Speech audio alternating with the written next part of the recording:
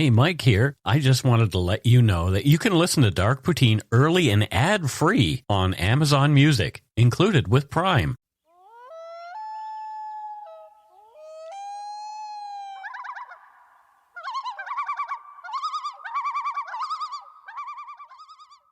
Welcome to Dark Poutine. I am Mike Brown. No, Matthew is not with me for this because when we did episode 219 originally, we thought it's only going to be one episode. But we got so many people sending in really great stories that we thought we would feature a bunch of them. So Matthew's not here for the intro, but you'll hear him more later on. The views, information, and opinions expressed during the Dark Poutine podcast are solely those of the producer and do not necessarily represent those of Curious Cast, its affiliate, Global News, nor their parent company, Chorus Entertainment. Dark Poutine is not for the faint of heart or squeamish. Our content is often intense and some listeners may find it disturbing. We are not experts on the topics we present, nor are we journalists. We are ordinary Canadian schmucks chatting about crime and the dark side of history. Let's get to it. Put on your toque, grab yourself a double-double and a Nanaimo bar. It's time to scarf down some Dark Poutine.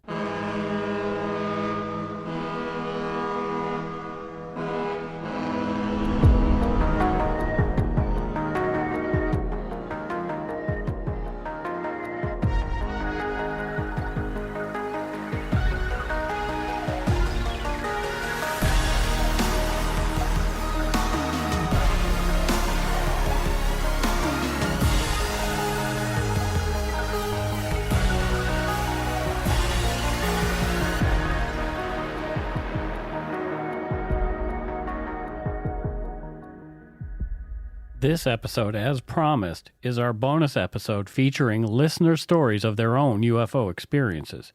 Our first story, however, is a little different. It comes to us from listener Petra Bunn, whose father-in-law, Ken Bunn, a Saskatchewan wheat farmer, had an experience one night while driving in the late 1960s. Ken later recorded his experience for his grandchildren, and Petra then shared that tape with Dark Poutine. After we hear from Ken, we'll hear a bit from Petra as she chats about the audio and Ken Bunn.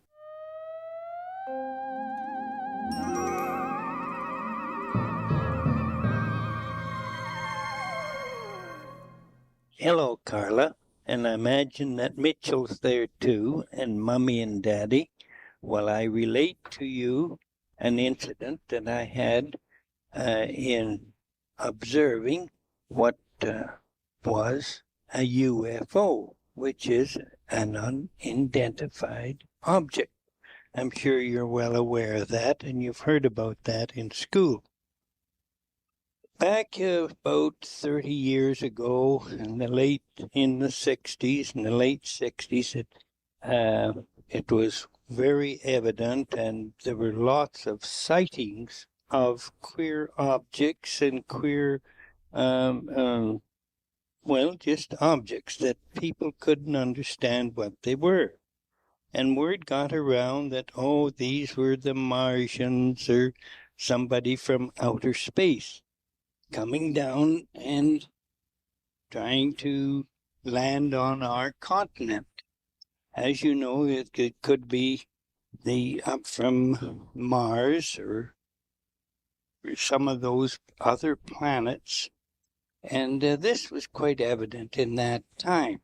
And I will explain to you or tell you of an incident that I had, of an encounter with, something that was strange, and it wasn't, so I called it an unidentified object, UFO. Your dad will recall to you that at one time, I was a wheat pool delegate, which means a farmer's representative, and in so doing, I'd go to meetings in the country, different towns. As you know, where I live is in Purdue, about 50 miles west of Saskatoon, and I would go to about 4 or 5 different towns surrounding. And this one night in late October, and it was in the fall, I was up at Sunningdale, That's about 30 miles north of Purdue. And when I left the meeting about 11:30, it was quite a dark night, but the stars were out, but there was no moon. And of course, I had about 30 miles to drive on a country road, and I came down through Struan, Arlee, and I was within about 12 miles of Purdue, going straight south on the Arlee-Purdue Road, and I could see the Purdue lights in the distance and the different farm lights, and I had the car radio on. I was all alone, and it was near midnight, and getting kind of sleepy. But all of a sudden I noticed as I was going south, to my left in the horizon was a white light, which seemed unfamiliar. It was out in the fields, but then as I went along, it was away up in the air. So being curious, I turned the radio off and stopped the car on the side of the road, and I got out of the car because I thought, well, this must be an airplane, which is very odd at midnight for an airplane, a small plane at that, to be traveling along. But it wasn't. If it was an airplane, it would have had a glaring light out ahead of it like a headlight. But what it was just a big round ball of light. And there was no noise. That's the peculiar thing of it. And that's what struck me. That's why I stopped the car's motor. So, and the night was still, not a sound. And here was this object. It was about 200 feet off the ground. And it was about, off to the east of me, about pretty nearly quarter of a mile. And it was up in the air, of course, as I said, about 200 or 300 feet.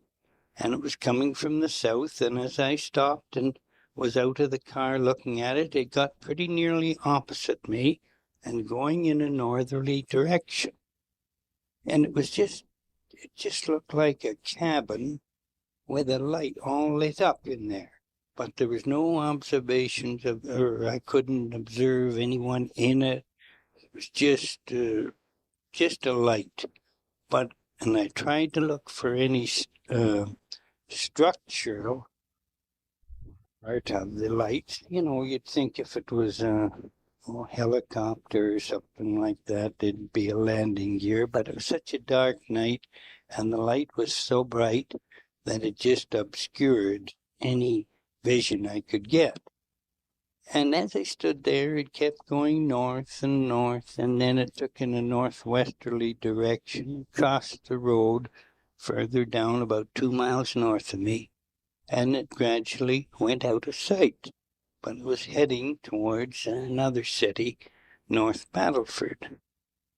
Well, I was curious, all right. I was going to say I didn't think much of it, but I was curious.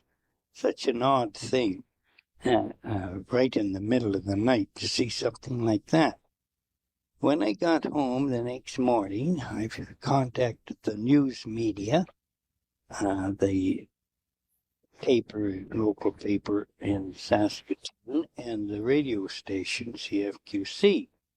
One of them, I forget now which was, sent out a reporter to me, and I recounted the incident.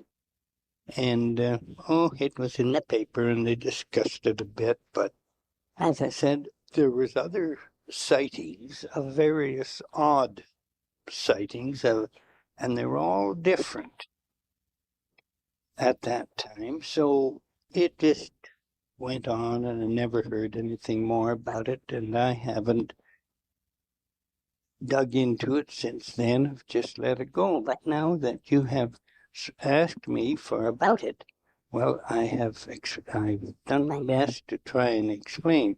I still think in my own mind that it was an unidentified object, UFO.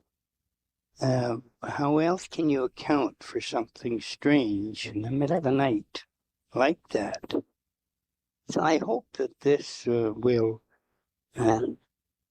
help you, and you can take it to your school and tell your classmates or your teachers, and it'll just be another curiosity, but it is something that I actually saw that was different. So with that, Carla, thanks a lot for asking me to explain my vision of a UFO. And I hope that in the future, not in my time, but in yours and Mitchell's time, that maybe you will be able to solve or see these mysteries solved. I'm sure that in your lifetime, you will see these mysteries solved, whether it's somebody from Mars or Martians, as they call them, or some other planet. Well, I'll never know, but I hope that you people will find out through your studies. So with that, I'd like to say thank you for asking me to do this. Bye-bye.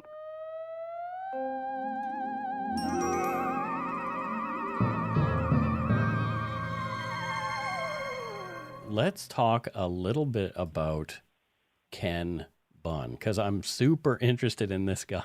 Okay. Can you tell me a little bit about Ken and what kind of guy that he was?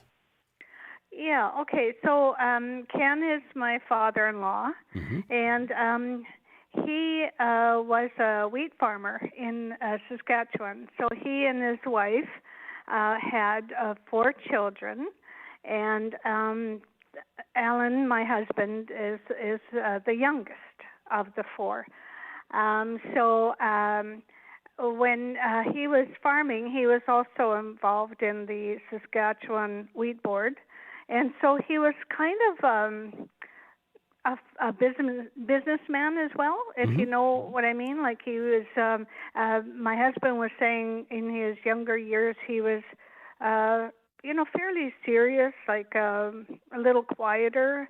And as he got older and was getting closer to retirement, he was more outgoing and friendly and jovial and, telling stories and things like that. So when this incident happened to him, it was right in the time where, he was the businessman, sort of. And so my husband at that time, he was about 10 years old when,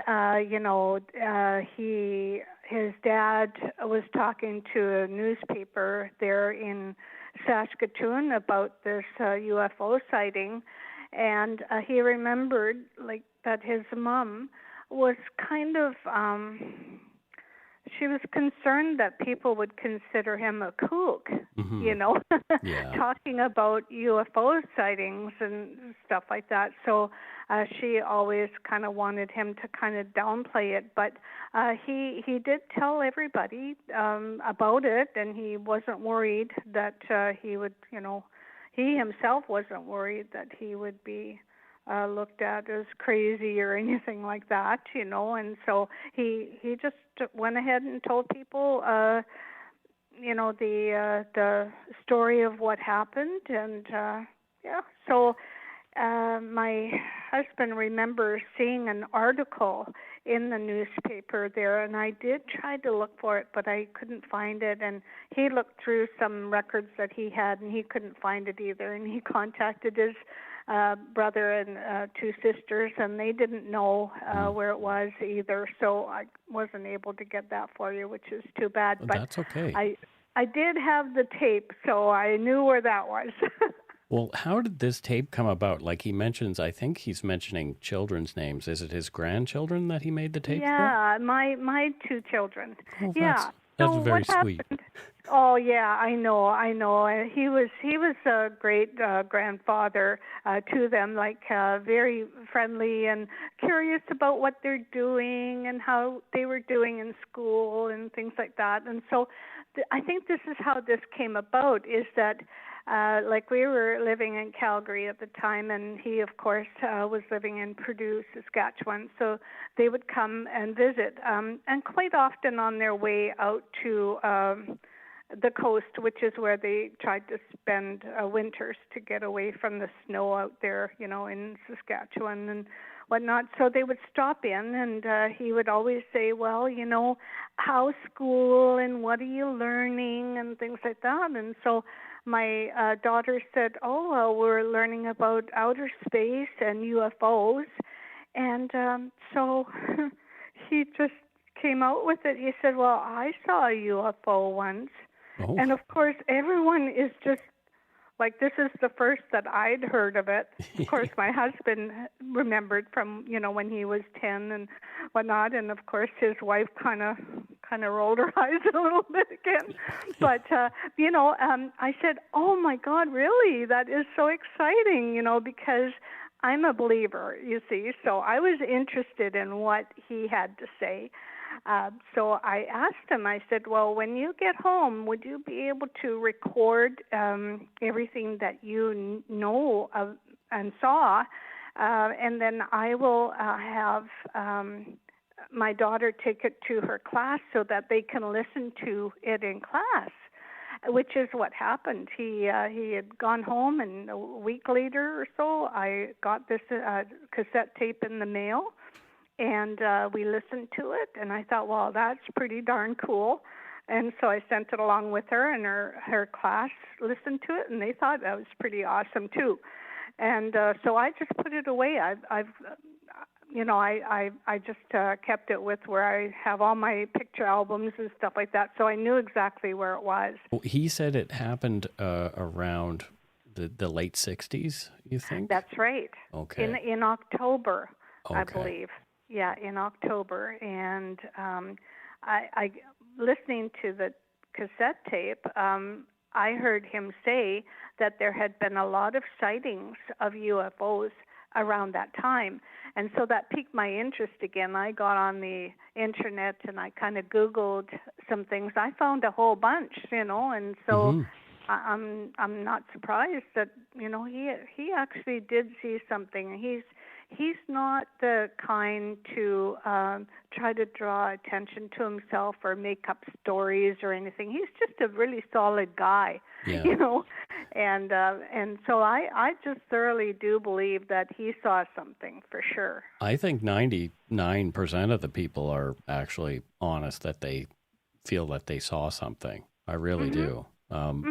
There's probably the odd person who's just making something up, but they saw something, and whatever that is whatever it was, but they saw something. Thank you again, though, for sharing Ken's story. He would be very proud to know, though, that, somebody's, looking at it and doing something with it, and I think he'd be very proud of that.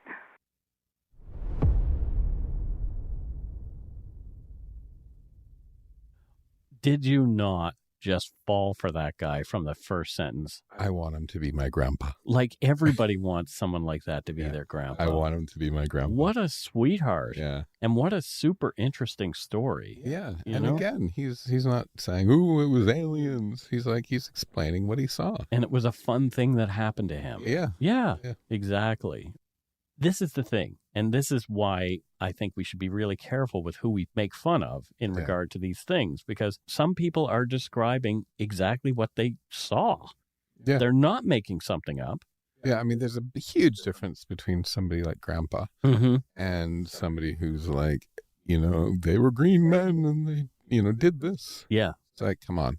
Now, this is, you can, that story is very believable. Yeah. Not saying what it was. He saw what he saw. Well, there are people who claim to have had encounters that, maybe there is something in the consciousness that's happening. I don't know. Like, there's all kinds of fascinating things, but I do have trouble with the close encounter of, I think it's the fourth kind. I do have troubles with the close encounters that involved, I met a person from outer space. Yeah. I have trouble with that. I struggle with those. But I don't want to paint everybody who claims they've seen a UFO with that brush. Of course not. Yeah. So next up, we will hear from listener Ryan D. as he tells us about his experience. Let's listen in.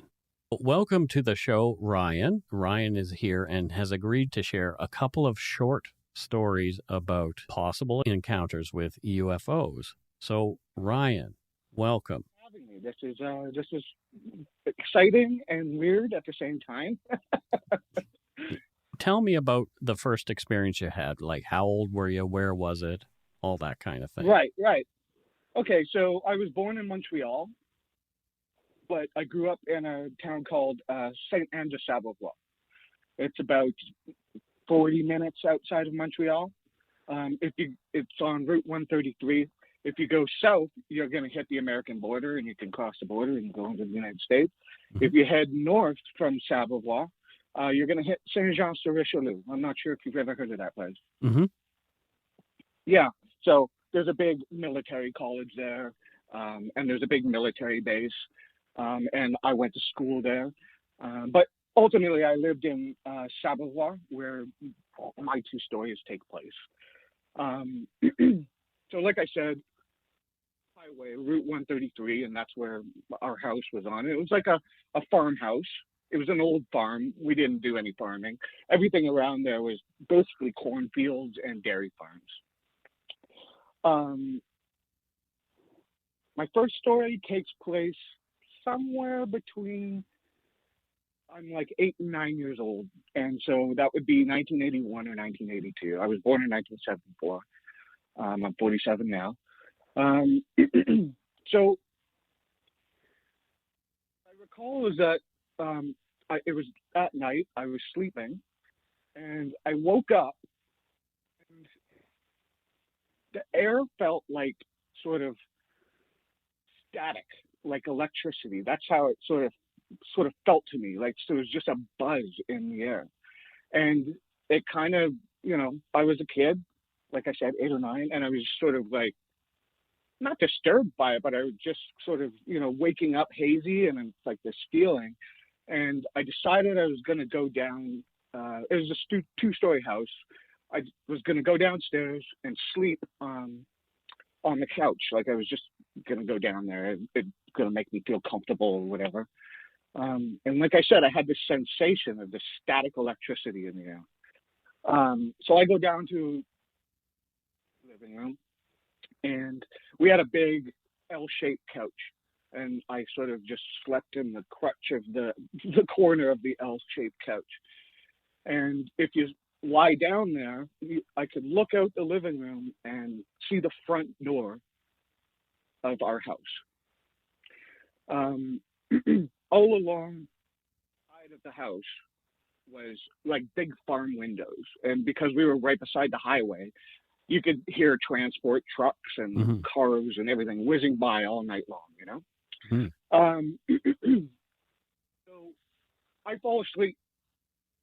I get there, I grab my blanket, and I fall asleep. And then at some point I wake up because we had a family dog named Tuffy. It was like a border collie cross with something else, like I think a German Shepherd or something like that. She was a mix, but good dog. She woke me up because she laid her head on my arm as I was sleeping. Mm-hmm. And so I kind of woke up, and I was just like, oh, the dog's like looking for attention or something like that. And I kind of put my hand on her head and just started, petting her a little bit as I drifted back off to sleep. Wasn't going anywhere. She was just sitting there with me. And I woke up again at some point, and I could see lights going by the windows of my house, but I didn't hear anything. My recollection was I couldn't hear any sounds of like a transport truck or a car. And literally the highway is like maybe 300 yards away. It's not that far. And then I drift off to sleep again, and I open my eyes at one point, and it's dark. There's no lights on in the house. Mm-hmm. And I look outside my living room, and I recollect as I saw maybe 3 or 4 shadowy shapes. I couldn't make out what they were. My dog was still with me. It just seemed really weird. That same staticky feel was in the air. And I was like 8 or 9 years old. I just grabbed my blanket and pulled it over my head. Oh, wow. Because I was just like, I don't know what I'm seeing here, and everything seems weird, like I'm just a kid, and I drifted off to sleep, and that was my first experience that I had. The next day, I spoke to my mother and my father, because they were like, why are you sleeping on the couch? Yeah. And I said, I was having this weird feeling. I went down to the couch.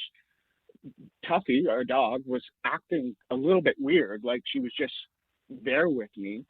Not that, she wouldn't come around for attention, but it was just, the whole situation was very odd. And my dad, who's kind of a skeptic like me, even to this day, kind of dismissed my story as just, yeah, okay, you had a dream or something like that. My mom was a little more intrigued. She listened to my story, and that's as far as that went. And that's my first thing. And I mean, I've always questioned these stories myself. Like, right. Yeah. Was it sleep paralysis, or was I dreaming, or it didn't feel like a dream? It could have been lucid dreaming. It felt very, very real. And so that's my first story. I can move on to the second if you'd like, if you have any questions. Let's move on to the second one. So how old were you then? I believe I was about 12 years old, 12 or 13. So it would have been 85 or 86. It was just such a long time ago. I can't remember the exact time frame. But I was older. And I remember that just because at that point, my parents would have me babysit my brother so they could go out and have an evening on a night on the town kind of thing. And, back in 85 and 86, you'd let your 12-year-old just totally take care of your kids. Yeah, exactly. Out, Plus, we lived in a rural community. There was nobody, coming by or anything like that. So my parents went out for a night on the town, and I was, got to stay home. I probably had a TV dinner or something like that. Sure, yeah. And, got my brother to bed. It was starting to get later. It was dark out. I was in the family living room again. And I remember that the lights were on in the house, like in the living room and out in the kitchen. And I was lying in the exact same place that I just described in the first story, because it was that was the couch, and it was the spot my dad usually took, but he's not there, so I'm in that spot, and I've got the television remote, and I'm watching TV. It's like I said, 85, 86, and it's starting to get late. And I remember Johnny Carson being on. Yeah. I was watching the Johnny Carson show, and I drifted off to sleep. And then I woke up at some point, and this is, like I said, this is where the parallel is. Like, there was this static electricity in the air, this energy I just didn't understand. It vibed. And I woke up and I was looking at the TV, and the TV was still on. I don't even remember if it was Johnny Carson on at that point anymore, but something was on the TV. And it just, with that static electricity, there was almost like a blur in the air. And because I say that in the second story is because the lights were on in the house and in the living room and outside of the living room, which they weren't in my first story. So when I woke up in this instance, I had that same sensation, and everything just seemed to be hazy, like there was a filter over my eyes. Oh, weird. I could see the electricity felt to be like just vibrating, and it was making things fuzzy around me. And as I opened my eyes, like I said, I could see the front door of our house, and the front door of our house had windows on it as well. And I could see lights outside of the front door. And so we had a driveway that led up to the front door. And in my brain, at the moment, I was like, my parents must be home. Like, Right. it's the car lights. They've Sure. just pulled into the thing, and I've just woken up.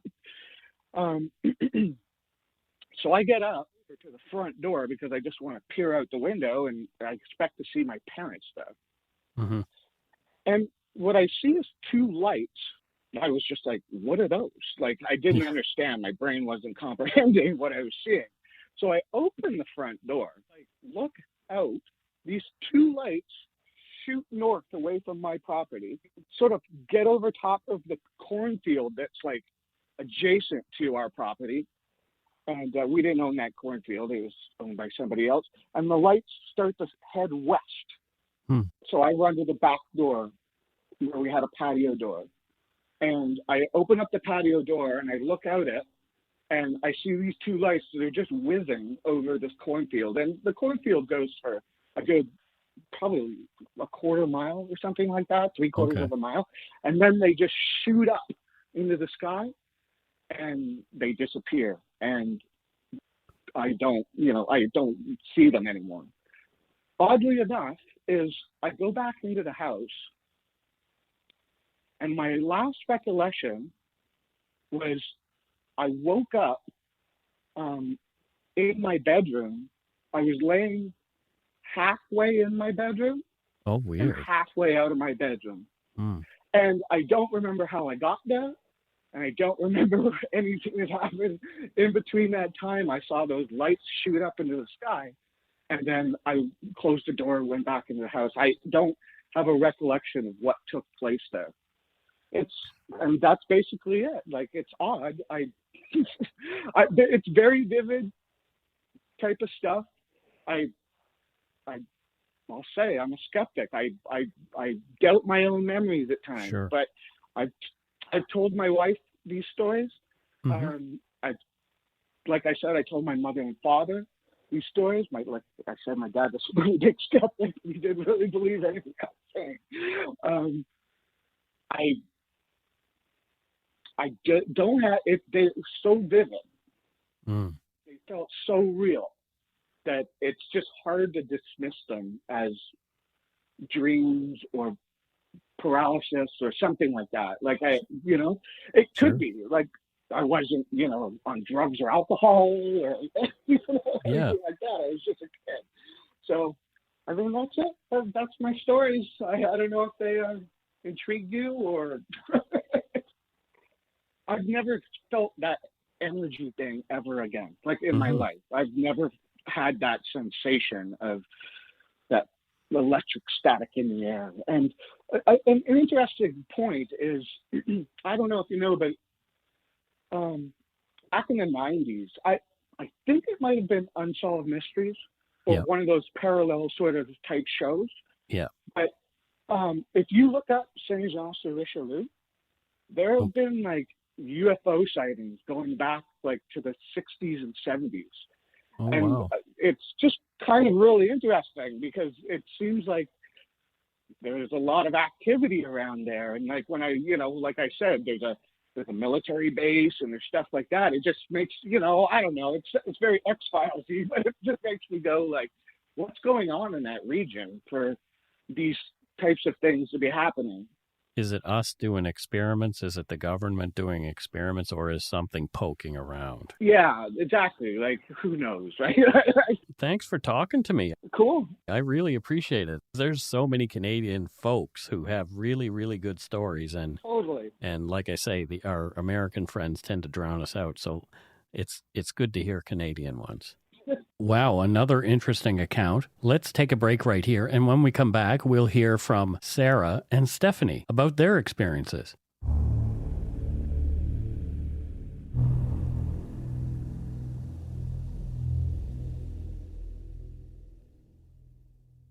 So first up, we're going to hear from our listener, Stephanie D. Do you want to introduce yourself and tell me where you're from? Sure. My name is Stephanie Dubé, and I live in Amherstburg, Ontario. Oh, cool. And where did what happened to you happen? It took place in Windsor, Ontario, which is just across the river from Detroit, Michigan. Awesome. Can you tell us a bit about it? You said it's a short story, so let's hear it.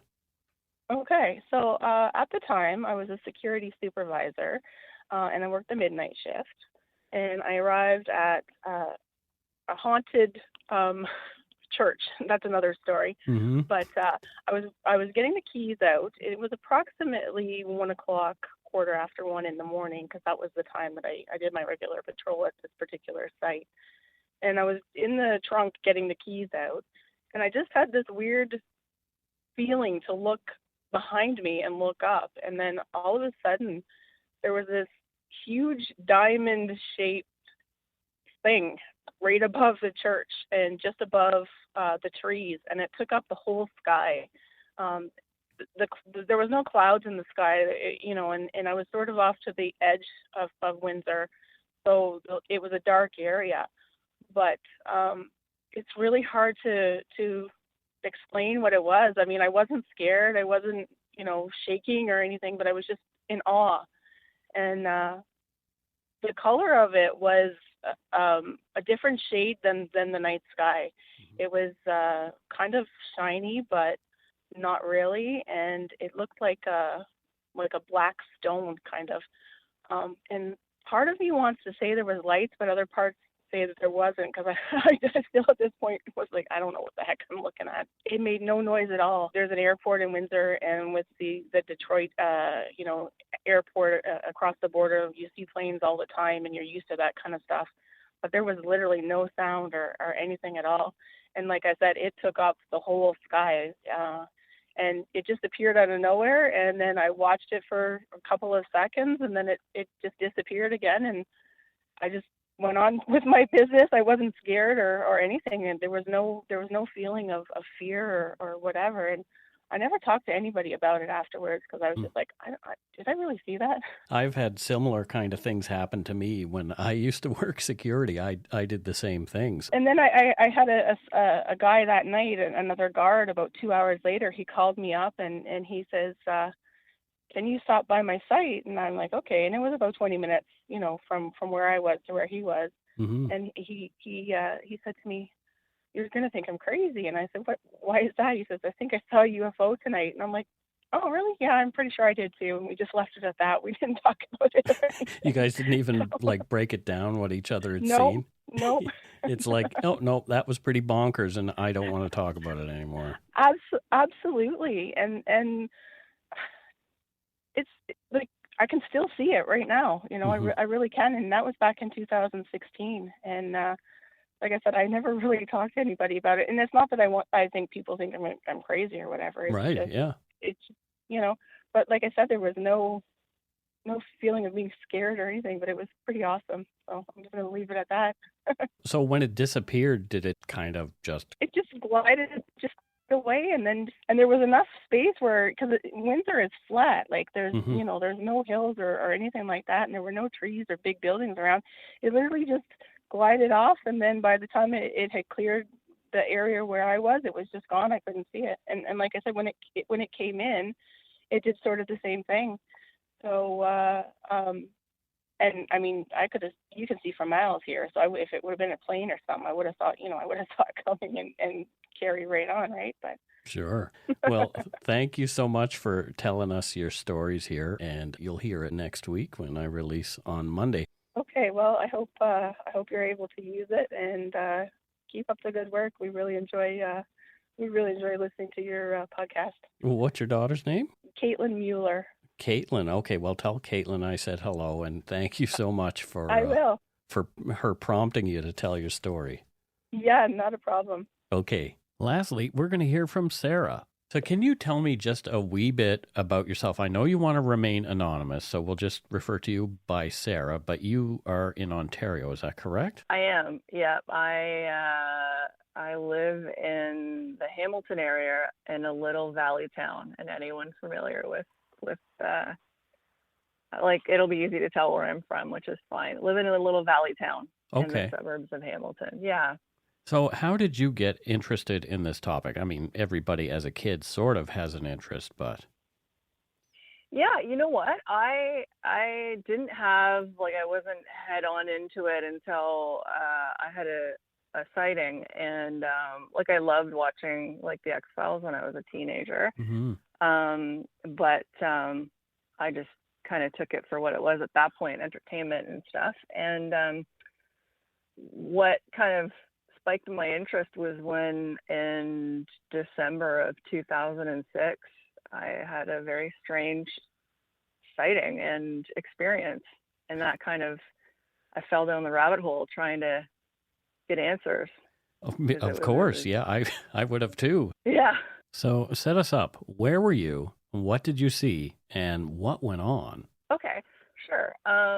So the house that I was living in at the time had a really nice view. We had a walkout, and you could see, like, the valley that I live in is nestled in between two like sets of escarpments. And my view, I was right by one side, and then off in the distance, you could see like the steel plant, and you could see the Skyway Bridge, and it was just unobstructed. So I had a vast view.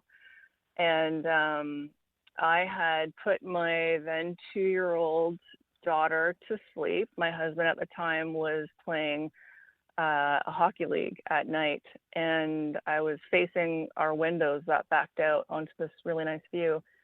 And our TV was to the left, and our curtains were open. It was, I don't remember the time, but it was dark out. And I had this like feeling that I just needed to look out the window. I can't describe it any other way than I just needed to look out the window. And when I did, I observed a really bright circular light with 3 rotating lights on the side of it. And I was like pretty transfixed is the word that I would use. And transfixed. And then what was strange was I could hear something. Like it was like there was something in my mind when I was seeing this as well. Mm-hmm. And it was like if you could make music a language somehow, if that makes sense. I know it doesn't, but there were 3 repeating words in different like octaves, and almost in like a mechanical way. And the 3 words were,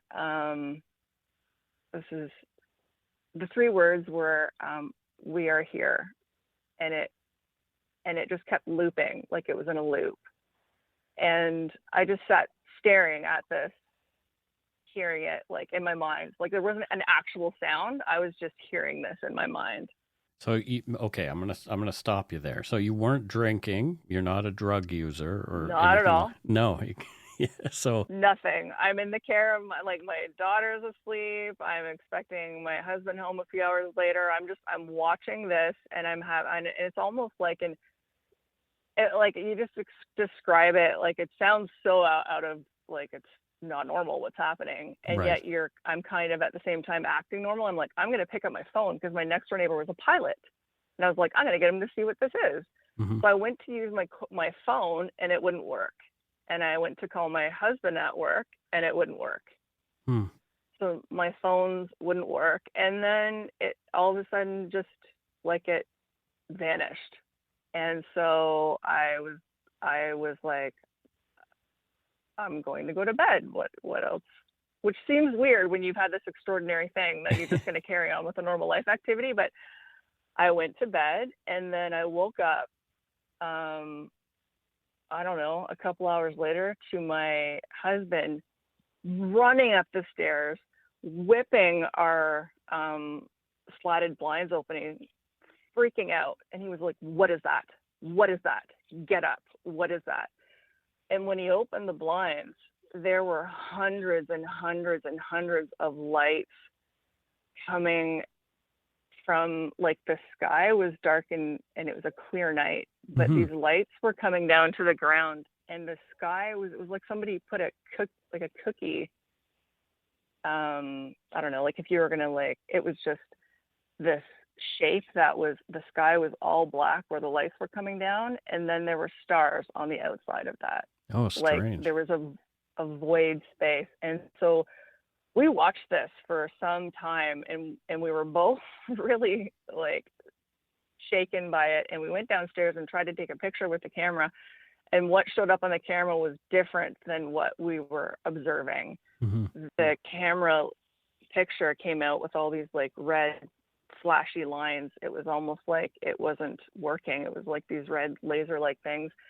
And then, so we might have watched, I don't know the period of time, but then they just all of a sudden vanished. And when I say like hundreds, like it's a huge area that we watched, which shocked me because I was like, are these all searchlights? Like, what's happening and everything? And so we didn't sleep that much that night. And the next morning, I was like, everyone and their mother in this city has seen this, so it's going to be on the news. Like, something's going to be on the news, and nothing.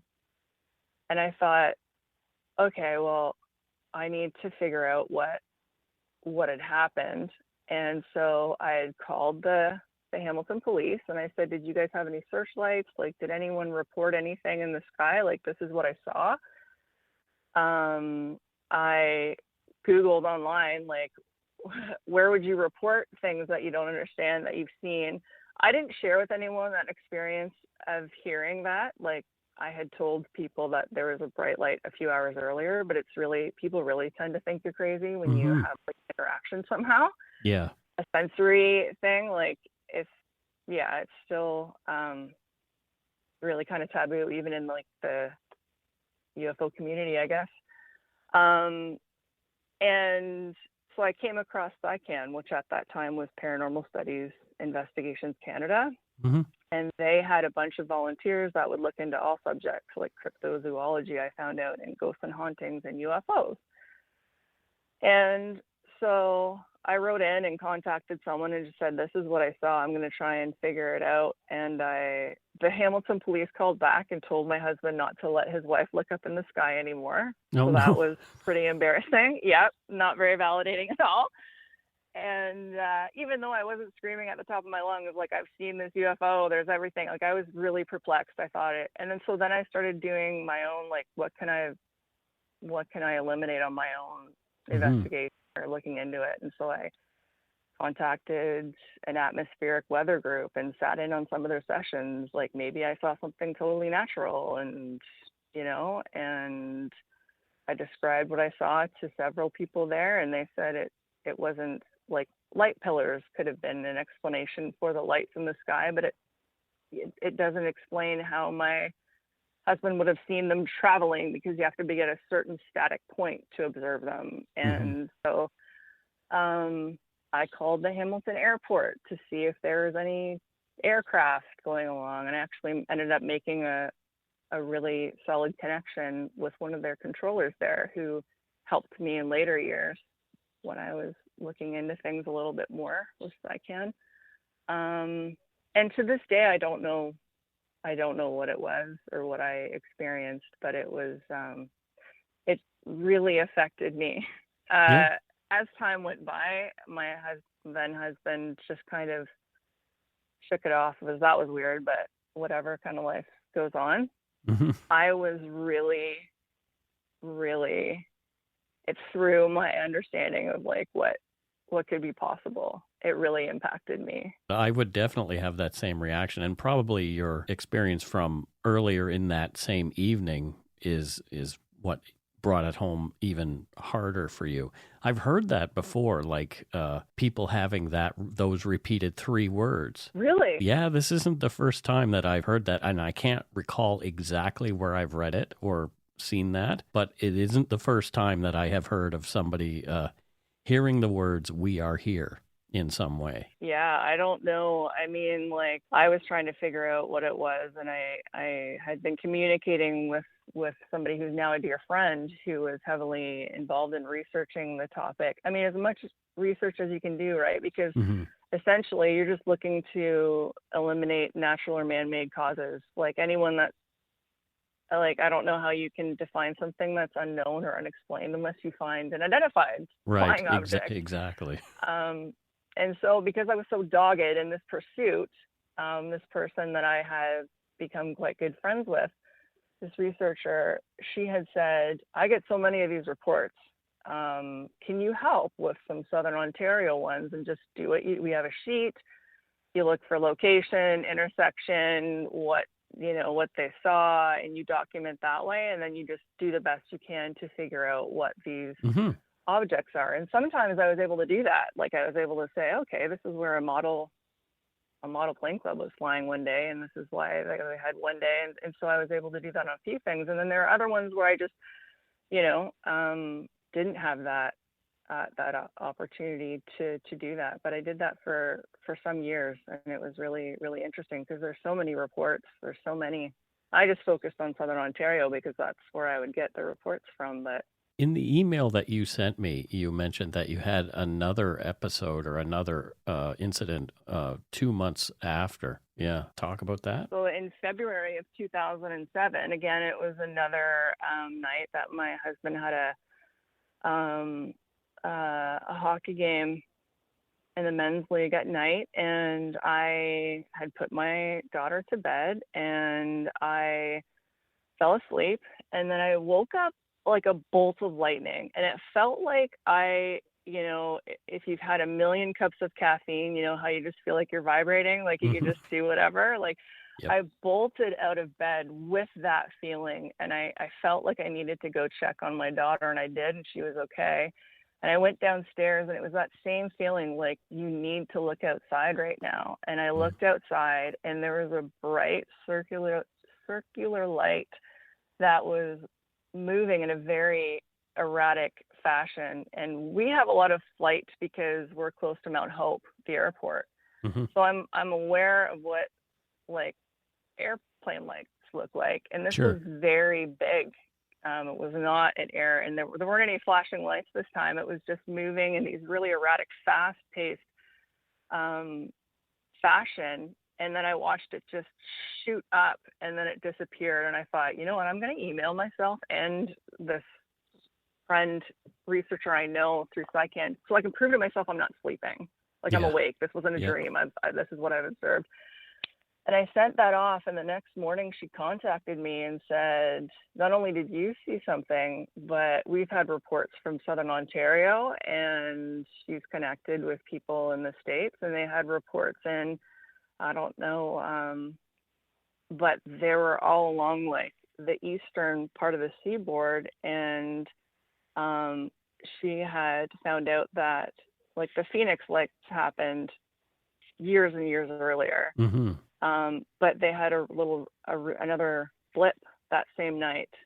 So I found that a little bit, I wasn't the only one. Like I was starting to question my sanity at this point, right? Sure. Like, what is even happening? And that's what happening. But I did not sleep at all that night. I was like I had those 100 cups of coffee, just even. It was like you just had so much energy, like this vibrate. I wasn't tired. It was really strange. So, those would be the two in quite a close period of time. By this point in the episode, I haven't told my own story, so maybe I'll just tell it to you, what I saw. Yeah. Some friends and I, we decided we would go steal strawberries from a local strawberry patch when I was a little kid. I guess not a little kid. We were probably 14 or 15 years old. And we decided, let's go to this strawberry patch and take some strawberries in the middle of the night. We'd take a couple of handfuls. It wasn't like we were thieving the whole patch or anything like that. But while we were out there, it was a clear, beautiful summer night, probably July because the strawberries were out. And I looked up in the sky and I saw these two lights coming toward each other. And they didn't quite meet, but they spun around each other in a circular way and then went in totally different directions than either of them had come from. Oh, wow. My other friend there saw it, and the other guy did not. There's three of us there, but two of us saw it. And it's like, what the heck was that? And, we had a bit of a conversation among ourselves, but we're kids, right? We were like, I don't know. Was it? I don't know what it was to this day. I didn't ever report it or anything like that. And I haven't looked into any kind of possibilities from that that time, but I know that I saw something moving in the sky, bright lights moving in the sky in a way that it wasn't a satellite traveling across the sky. I know what that looks like. Mm-hmm. It wasn't anything like that. It was these two lights coming at speed toward each other, spinning around each other like in almost a perfect circle, and then taking off in completely different directions. It was very, very weird. Wow. And to this day, I can recall that just like it was yesterday. But you know, my experience wasn't obviously as frightening maybe as yours was. Did you feel really frightened? You said you just went to bed, which is interesting. You know, it is. I felt, I was like, how could I have experienced this and just went to bed? Apparently that's not uncommon the more people that I have spoken to.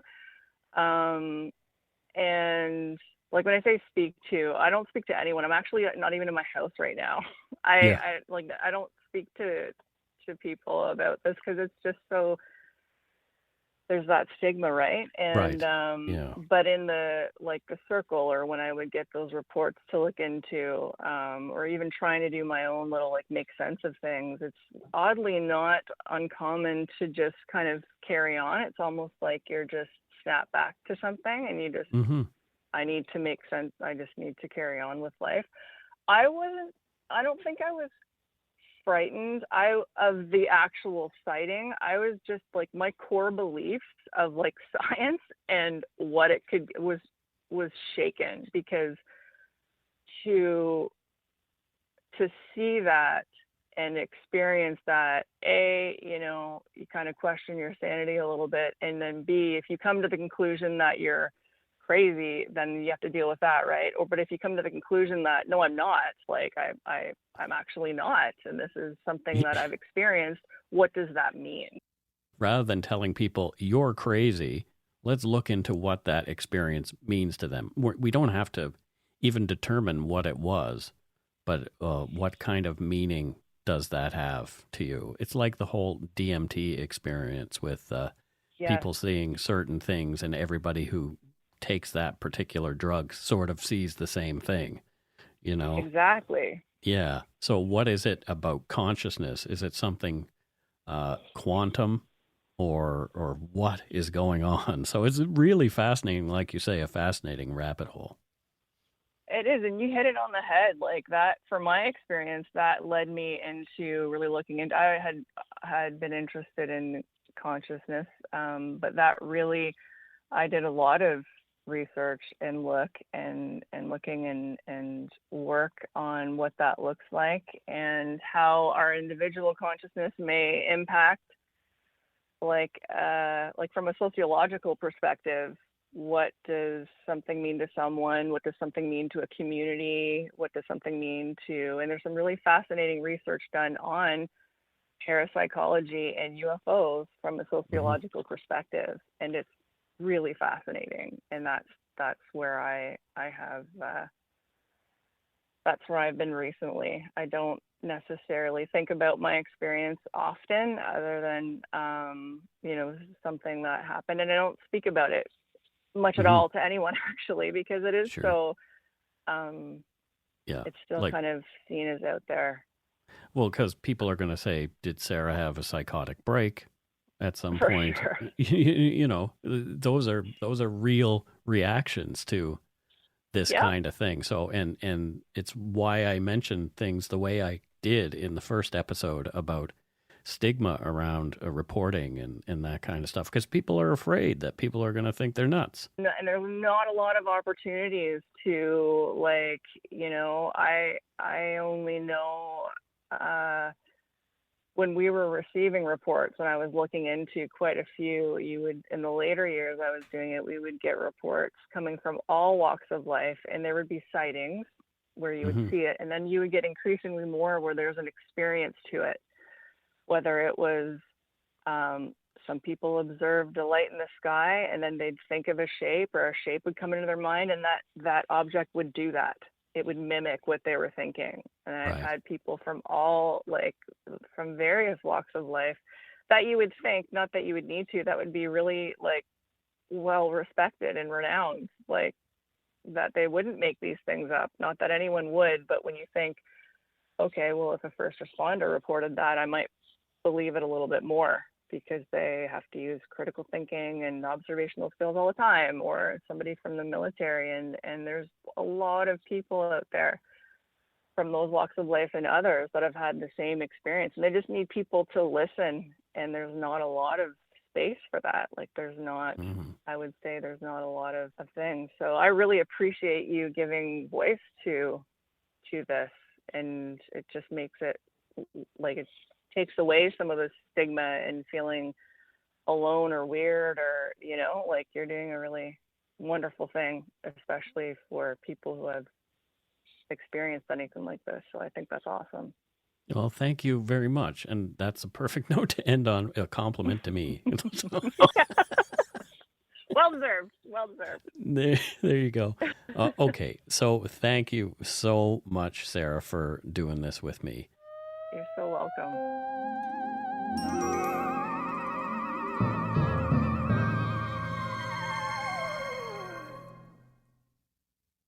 So there are some stories from our listeners. Holy crap. It's interesting that, you know, there's a lot of people out there who are just regular folks who think they've seen something and had experiences. Like I've said earlier in the episode, it's not up to me to say whether or not these people are telling the truth. It's not up to me to determine, you know, anything about the veracity of these sightings. It's just interesting to hear what people's experiences are. Yeah. People saw things. Exactly. Like I could really do, like I mentioned in the first episode, an entire show just based on UFOs in Canada, because there is so much information out there. So to close this show, Matthew and I got to do something super, super fun, which was go to the back gate of Area 51. First, we visited Rachel, Nevada, which is the town that is, I wouldn't call it a town, it's a village. A hamlet that is closest to Area 51. And later, we traveled down a dirt road that all of a sudden became paved as we got closer to the military installation, which was fascinating. Actually, we'll talk about that in a bit.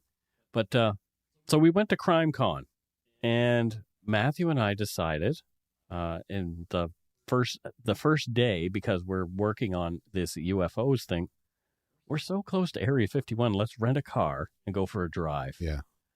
It was nice to get out of the casino. It was really nice to get out of the casino, because no matter if you're inside or outside in Vegas, you're always in Vegas. Yeah, the Strip, it's like one big casino / shopping mall. Even when you're outside, you feel like you're inside. It's like an adult theme park. Yeah. Is what it's like. And it was just like, I was so worn out by Vegas. It's overly stimulating. It really is. So we escaped to the desert, and it was a beautiful drive. So it was a great drive. We headed north toward highway number 375, which is... You didn't listen to me when I said we should get some gas for the car? Yeah, I didn't listen. And we literally, I think, glided into the first gas station. So like the engine stopped and like the car just sort of glided right to the petrol pump. Yeah. So, and that's the thing. Like we Googled while we were on the way how far away it was, and we were like talking about like, oh my God, are we close? Are we close? And I was so obsessed with it, I didn't see pretty much anything on the highway other than, okay, there's so many kilometers left and so many kilometers left. I was looking for boreholes for water. Exactly. And we even shut off the air conditioning in the middle of the desert so we didn't use as much gas. Yeah, it was crazy. So when we pulled in, I worked it out. The car had 8 kilometers left to go before it would have been dead out of gas. Yeah, we didn't really go out, but it felt like we were going in there. We were really... It was craziness. Yeah, it was really not good. So when you see a sign that says, there's no gas for 70 miles, that's true. That is true. And if you only have a quarter of a tank of gas, you should probably get some. Yeah, well, it would have been good if the car rental company had actually filled the tank for us. Well, they didn't. Yeah. Isn't that what they're supposed to do? I don't know. Yeah. I didn't fill it. And they were an hour late with the car. They were. Yeah, but I didn't fill it up for them either. So we gave it back to them in exactly the same state. Yeah. Although it was a really dirty car. With all the dust. All the dust. But so we head to Rachel. We got our gas. Probably we were about 20 minutes away from our destination. Yeah. So we get our gas. And our first stop along the Extraterrestrial Highway is the Black Mailbox. You've got mail. Yeah. And so the Black Mailbox is a place, I don't know what the mailbox is for, but it's a place where people leave mail for the aliens, which is really, really fascinating. And you open up the Black Mailbox. Matthew and I took pictures And of guys, each the other. Black Mailbox is literally in the middle of nowhere. Like you're driving down this road. There's no building around it. It's just this black mailbox box by the side of the road. By the side of the road, and another road which leads into Area 51. Total dirt road. Yeah, so we didn't follow that one because that one is not only a drive of miles, then there's a walk after that to get to outside Area 51 where you can look down on top of it. Mm-hmm. And I thought, that's probably not the best thing for us to do because we don't have any water or anything like that. So I didn't want to do that. But when you open up the Black Mailbox, people have left all these kind of cool things in there. Like there's stickers everywhere. Everybody puts their stickers. I didn't have any Dark Poutine stickers with us, so it was like a little bit of a drag. Oh, but I did. You should have asked me. No, but there was a tinfoil hat inside the Black Mailbox. And there's bottles of booze and some star-kissed tuna for Charlie the Star-kissed. Yeah, for Charlie the tuna, and cigarettes, pencils, bottle caps, and all that kind of stuff. But people leave notes for the aliens, which is really interesting. And this one is from. So I took a picture of someone's note. It says, "Dear Mr. and Mrs. Alien. I'm Cheryl, and I'm with my friend Suzanne, sometimes known as Thelma and Louise, or Sweet and Salty. Loved our visit. Sorry we missed you. Lots of love." So that's cool, like people aren't taking it overly serious. They're just like, okay, it's Area 51. We know that weird stuff has happened there, and it's sort of a black bag area for the United States Air Force, which is true. That is actually a true thing. That they do more secretive experiments out there in the desert with flying things. So that is true. They admitted to that in 2013, that they do black bag things out there. But since then, people have been traveling, or for years, people have been traveling to Area 51. And so why shouldn't we do it? So our next stop were the signs. There was the signs for Rachel, Nevada. Stopped, took our pictures there. The signs for the Extraterrestrial Highway. Again, everything is just covered in stickers. Yeah. And I don't know why you didn't think of using one of our stickers. I don't know. It's like I was just all disappointed. I was like, oh, it's graffiti. It's not, though, because everybody's doing it. That's true. We're not breaking the law. And so we get to Rachel, and the first place that we went is the little Alien Inn. And it's like a little bar, cafe, diner. And it's exactly what I thought it would be. Okay, now describe it for people. So, after leaving Vegas, you want something real. Something real, something Vegas is simple. Very plastic feeling, right? It's Yeah. It's overproduced. So this is like a little cafe, like it's literally a crappy little diner. Yeah. With mediocre food. Coffee was lukewarm, sort of, nice enough, but surly, bartender. Yeah, they took like forever to bring us our pie. The pie took like half an hour. Yeah. And like it's not overproduced. It has like a truck holding a fake a fake UFO on the front, and it's just not overdone, and it's kind of cheesy but real. That's why I liked it. Yeah, I loved it, and I got some some really cool little trinkets there. I got some pins. So I was sitting down, I was starving, ordering food. I look over and Mike's like an armful of like the tchotchke that they're selling there, like alien mugs and dirt and t-shirts and cups. Yeah, I got the Area 51 dirt. I got a hat that says Area 51. I got a shirt that says Area 51. And I was like, Mike, I could have like gone outside and just grabbed some sand off the ground. I don't care. I want stuff that is branded Area 51. It was fantastic. And so I did that. We did that. But afterward, we weren't sure if that was going to be the end of our trip or not. And I got a feeling, I got the sense from you were done. No. Like I said, oh, well, I'd like to go to the back gate. Mm-hmm. And I just got the sense from you, like, I kind of don't want to go. Well, I didn't know how far it was. So I was like, yeah, that's what I was. Already ran out of gas, you know? No, we had a full tank of gas by this time. So what I did was I just decided I'm going to go to the next sort of little store here. And it's just a tiny little storefront full of things, again, tchotchke alien-related things, called the Alien Cowpoke. And the lady in there was really nice. And I said, I'm going to ask you a question you probably get asked all the time.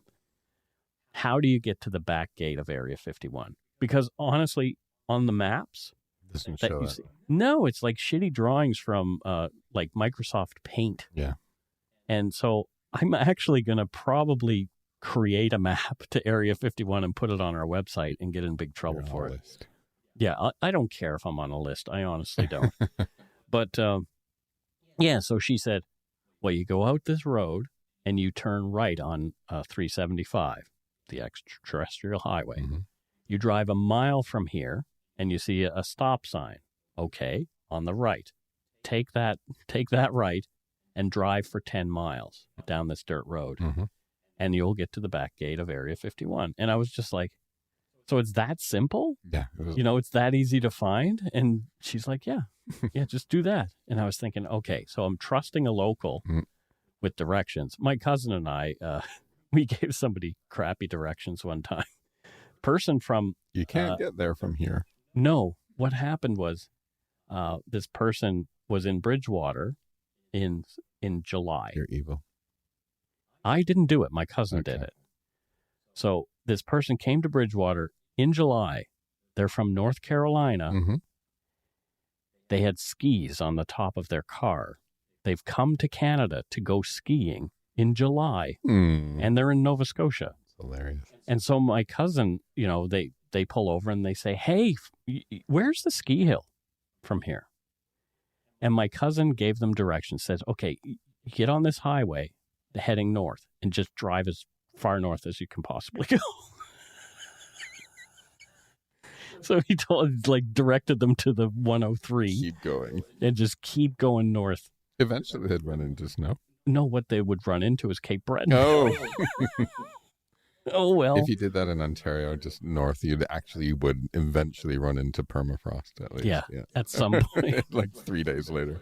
So we drove down this dirt road, and it wasn't too badly maintained. It was a pretty good dirt road. But at one point, closer to the installation, probably after about 8 miles, it's paved again. Yeah.